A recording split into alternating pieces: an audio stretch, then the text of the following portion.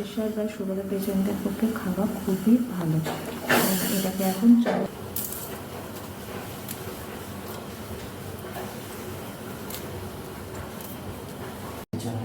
মাকে ভাপানোর জন্য জল দিয়ে বসিয়ে দিলাম, সেদ্ধ হয়ে গেছে। এটাকে জলটাকে ঝরিয়ে নিই। তেল গরম বসিয়ে এর মধ্যে শুকনো লঙ্কা দিয়ে দিলাম, একটু পরিমাণ কালো জিরে ফোড়ন, কাঁচা লঙ্কাটা একটা ফোড়নে গন্ধ বেরোচ্ছে, একটু ভালো করে নাড়িয়ে চালিয়ে নিতে হবে।